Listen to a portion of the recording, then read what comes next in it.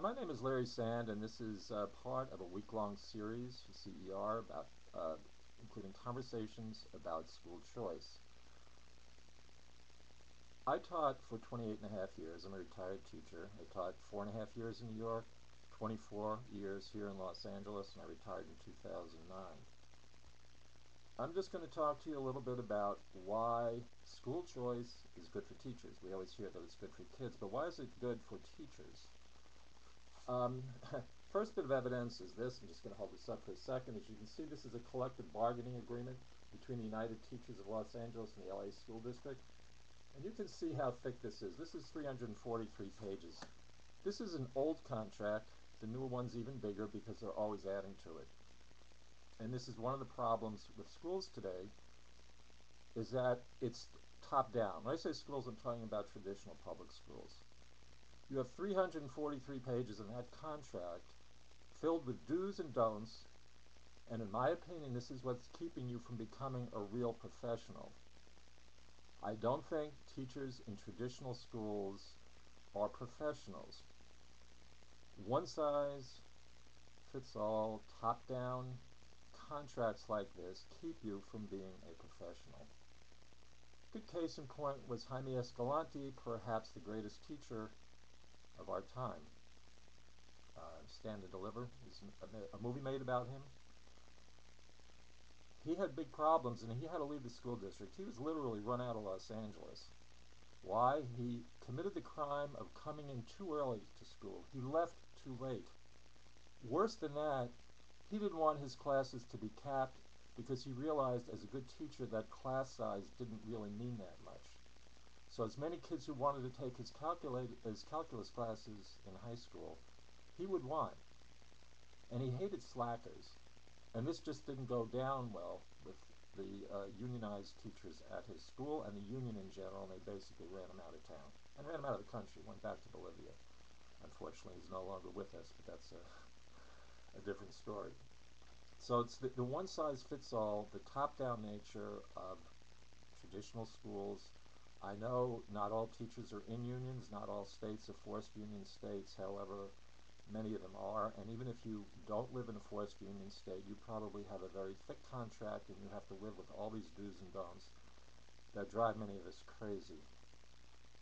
Another problem with the traditional public schools is accountability. Now, Steve Jobs, the late Apple founder, was a huge and an adamant adamant fan of school choice. And he talked about when he was younger, and the older listeners and viewers will remember the phone company. He saw a bumper sticker which said, "We don't care, we don't have to, we're the phone company." And that's true. The phone company used to be a monopoly. And a monopoly doesn't have to care because they're the only game in town. Schools, traditional public schools in this country, are a monopoly. And as with all monopolies, there's no accountability. Teachers need to be held accountable. We all need to be held accountable. With a system of school choice, real school choice, we would have this kind of accountability. Think about it. We have choice in the rest of our lives. You know, cars, food. If I said to you, you wanted to buy a car, and I said that you had to buy a Yugo. Those of you who remember Yugos, is Doug from Yugoslavia. And you'd say, no, I want to buy a better car. I want to buy a Cadillac, or I want to buy a Toyota. And I said, no, you have to buy a Yugo. You'd be outraged. Or if you said you want to go to a restaurant on the other side of town tonight, and I said, no, you have to go to the one down the street. That's where you live. And the one down the street's not a very good restaurant. This is insane. This is what our system has become. This is what schooling has become. Choice is obviously good for children, and it's good for teachers, and it's good for all of us. Now, there are many different kinds of choice. Charter schools, of course, are public schools which don't have to abide by all the rules and regulations that traditional public schools do. And this, of course, gives teachers a lot more leeway. Vouchers are a system where parents can take state money, which is normally goes for which does go for education, excuse me, and have that money follow the child, and not have that child be forced to sit in a school that's in their zip code. Once again, this kind of choice benefits children, benefits teachers. We have online schools, which is a very new thing. The traditional, well, let's say the best model for online schooling is what's called blended learning, where a student learns via a computer and then gets reinforcement, has questions answered by a live teacher. Where this has been tried, teachers really like it because it frees them up from teaching to the whole class, and then they can work in smaller groups, which as a former teacher I will tell you is much more preferable. We know that. Of course, various special interests, the unions, school districts don't like this because this shakes things up and threatens some jobs. Unions say that teachers are disrespected, and they do this as a way to make teachers dependent on them. And they say, you need us. You need the union because without us, you wouldn't have a chance. I think it's the reverse. I think if you belong to a union, you're pretty much selling your soul to the devil. There are other organizations out there, by the way. The unions aren't the only game in town. There's a wonderful organization called the Association of American Educators at aateachers.org. A real professional organization, not a union. And let me just in closing say, the way to be thought of as real professionals, because most other professionals don't have unions, doctors, lawyers don't have unions. They rise and fall on their own merit. And if you really want to be thought of as a professional, leave your union. Tell your colleagues to leave the union. You should really do everything in your power to eliminate collective bargaining. Now I know some of you are going to go nuts over that. I understand. It's the collective bargaining that brings about this one-size-fits-all system that makes you unprofessional. Try to get rid of tenure and seniority. Yeah, it benefits some teachers, but it hurts other teachers. I'm not a fool. I know that means you're going to be losing some perks that you probably like. You're going to be losing some safety nets, okay? But you will gain a professional status that rivals that of doctors. You will have a chance also to make a lot more money than you're making now. If you're a better teacher than the teacher next door, why should that guy be making as much as you? And if the guy next door has been teaching 2 more years than you, we're going to have a little noise, I'm sorry. And if that guy's been teaching 2 more years than you, he's going to be making more money because of the ridiculous salary step system that we have in most districts. It's nuts. We pay teachers by years on the job, not how good they are. So if the teacher next to you has been working 10 more years than you, but you're a better teacher, you should be making more money. Also, with seniority, you will know if in a system where there's choice, if you're a good teacher and layoffs are necessitated by certain fiscal shortfalls, whatever, that you will keep your job because you are a better teacher. This is the professional way. This is the American way. System of choice. You will have a lot more say in what goes on in your school. This is what professionals have. This is something that they do. They have input into their field. If you work in a traditional school system and you have that big fat union contract, you're not going to be able to have much input. You have to do things within a certain narrow framework. And once again, this is not professional. So ultimately, a system of universal school choice will enable you to get to this place of true professionalism. Yes, you will lose some of your perks, but you will also lose many of your chains, which is what's keeping you from being more successful. Once again, I have a gardener outside. I'm sorry if there's some noise coming through. It shouldn't be here too long. In any event, I'll take some questions now. I see there are sum up. Let me see. First question is, do you find teachers have adopted a go-along to get along attitude towards unions? I would say absolutely yes. There are too many teachers who do this. There are too many teachers who accept what their union says because they realize that the unions have certain power over them. If you are in a traditional public school, even in a forced union state, you can actually resign from the union. Um, you can go to our website, which is c10home.org, www.ctenhome.org, and we can help you do that. How different are the priorities and tactics of the local and the national headquarters? Okay, good question. The national headquarters, the NEA or the AFT, not coincidentally, have offices in Washington, D.C. They are lobbyists. They are political entities. In fact, most of your dues money goes to those groups. Very little stays with your local.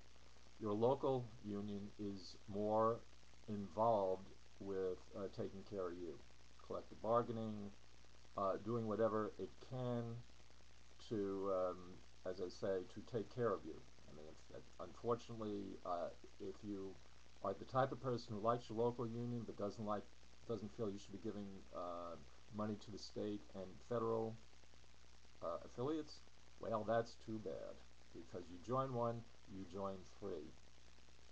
And this gets to be expensive because, at least in my state of California, dues run over $1,000 a year.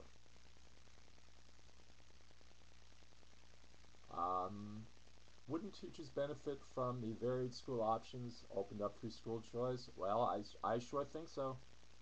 Every teacher is different, and you can find a school. Maybe you can become an online teacher, or maybe you can become a teacher in this kind of blended learning schools that I've been talking about.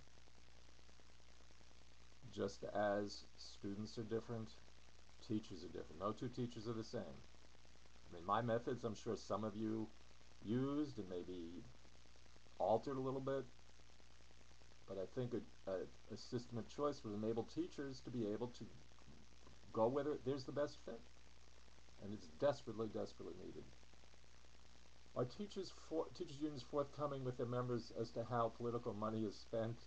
No. Thank you for that question. They are not.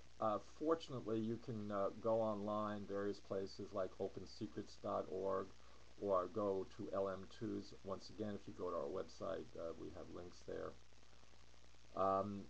They don't usually tell you. And I will say this also, that their spending tends to go only one way. Teachers in this country tend to be a mix of liberals and conservatives, but the union money only goes in one direction, toward the left. And that's not fair. And it wouldn't be fair either if it went to the right. It should be spent, I think, in sort of in proportion to the proportion of its members who are politically either right or left. But all their money goes to liberal or left-wing causes, and this is a source of great dissatisfaction for many conservatives who are in the union. Is it the individual teacher or the collective union who feels that technology is moving them out of the classroom? I've talked to teachers. They seem to like it. A lot of teachers don't know much about it, but they seem to be open to it. It's the unions that are coming down with ridiculous rules, at least here in California. I mean, talking about having a 25 kid to teacher ratio for online learning, which is nuts, because we all know in a blended system you can have maybe 20 kids on a computer and 20 kids in a small group with a teacher, and then flip that and have the other 20 kids on the computer and the other 20 kids with you. There's no reason why you can't have at least 40 kids in a class. Now, of course, this is very threatening to the union because they're going to be losing teachers, which means losing dues money, losing power, which is what the teachers' unions are really about. So the unions will try to pass any law that they can as a way of stopping online learning. Unfortunately, stopping technology and its advancements is very, very difficult, and as Professor Terry Moe at Stanford has said, that he feels this will eventually be the union's undoing. Because once online learning becomes prevalent, fewer teachers will be needed, and their due source will not end, but it will be slowed down considerably.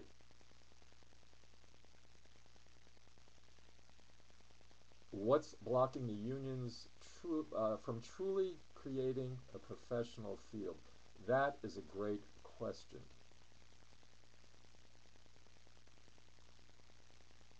The answer, in my opinion, is that professionals are individuals. Unions do not want individuals. Unions want sheep. They want a flock. They want people to be loyal to the union. And once you start to break that up via, let's say, merit pay, they are afraid that if teacher A makes more money than teacher B because he's a better teacher, that this will threaten the cohesion of the union. I happen to think it's nonsense. You have two people on a basketball team.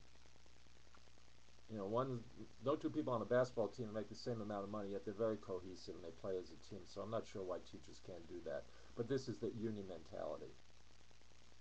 And this is why they are afraid of a truly professional field, because they're all about money and power. A group I was talking about before, Association of American Educators, this doesn't threaten them because they're not about money. They're truly an association of teachers that is trying to advance the field, unlike the unions. Why aren't unions working to produce the high-quality teachers we need in the classroom today? You would think that would be in their best interest. Now, why they are not doing this, I frankly don't know. I wouldn't think that better quality teachers would be a problem.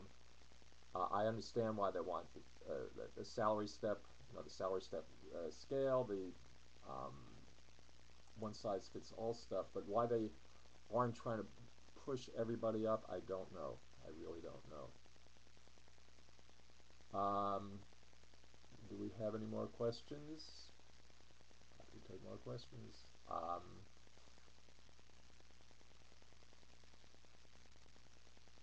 Looking at the screen. Okay. Merit pay. Where is the downside for great teachers? I don't know.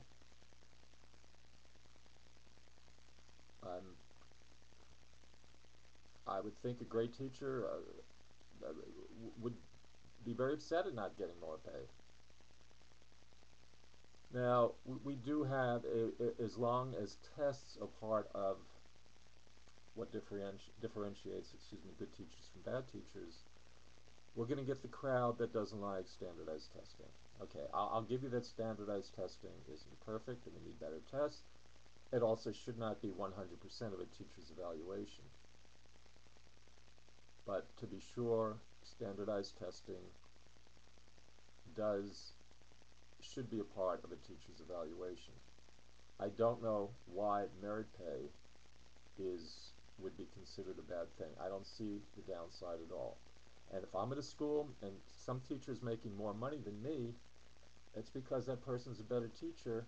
I don't get insulted. I don't get hurt. I want to try to be as good as that teacher. Why? Because I'm a professional and I want to make more money. What steps do you recommend for teachers who want to strike out in a different direction? Well, I would say at this point, try to get a job at a charter school. Maybe you can open your own charter school. Politically, you need to get behind school choice. I don't know what state you're in and I don't know what options you have, but find out what your options are. In California, we have a group called the California Charter School Association. That might be one place to go. Whatever state you're in, you might investigate what kind of charter schools you have. Find a school that suits you. Once again, you might lose some of your perks. You might be working a little harder, but then again, you might be making more money. And you might have much more job satisfaction because you'll feel like you're really doing a good job. And you'll be much more involved in your job. Excuse me.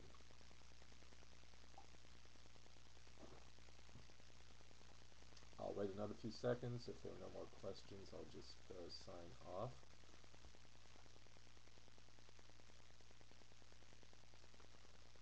Okay, well, I guess there aren't any more questions, so I'll just sort of wrap up and say, and please consider what I've said. I know there's some people listening who probably like to take a machete to me right now, and I understand that. But please at least look into school choice, look into what your options are. We are in the middle, we're actually getting toward the end of National School Choice Week, which has been in its second year, and it's been very popular. It's been growing because people are becoming much more curious about school choice, what it means. As I said, investigate your options. Um, if your union contacts you, listen to what they have to say, but just don't assume that what they're saying is necessarily the truth, because they have their own interests in mind, which may not be yours, which probably are not yours, in fact. It's theirs. So anyway, I thank you for being a part of this, and I wish you all good luck.